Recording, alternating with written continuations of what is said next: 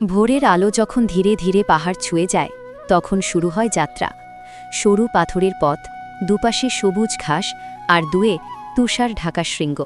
প্রতিটা পদক্ষেপ যেন একটা নতুন অনুভূতি। যারা এখানে যায় তারা বলে এই পথ শুধু শরীরের নয়, মনেরও পরীক্ষা। প্রায় ৩৬৮০ মিটার উচ্চতায় পৌঁছে যখন প্রথমবার মন্দিরটা চোখে পড়ে মনে হয় যেন সময় থেমে গেছে। ছোট্ট পাথরের তৈরি এই প্রাচীন মন্দির, কিন্তু তার ভেতরে এক অসীম শান্তি। বাতাসে ঠান্ডা, কিন্তু পরিবেশে এক অদ্ভুত উষ্ণতা। দর্শনার্থীরা প্রায়ই বলে এখানে এসে মনে হয় পৃথিবীর সব দুশ্চিন্তা কোথাও হারিয়ে গেছে।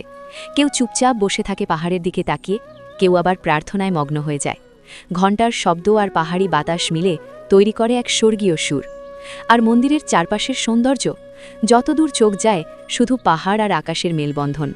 সূর্যাস্তের সময় যখন আকাশ লাল কমলা রঙে নাঙা হয় তখন মনে হয় যেন প্রকৃতি নিজেই এক বিশাল চিত্রকর্ম এঁকেছে। তুঙ্গনাথ শুধু একটি মন্দির নয়, এটা এক অভিজ্ঞতা, যেখানে মানুষ নিজের ভেতরের শান্তিকে খুঁজে পায়। একবার এখানে এলে সেই অনুভূতি কখনো ভুলে যাওয়া যায় না। আমার ভিডিওগুলি তোমাদের যদি ভালো লাগে তাহলে অমর বিপ্লবী চ্যানেলটা সাবস্ক্রাইব করে পাশে থাকুন।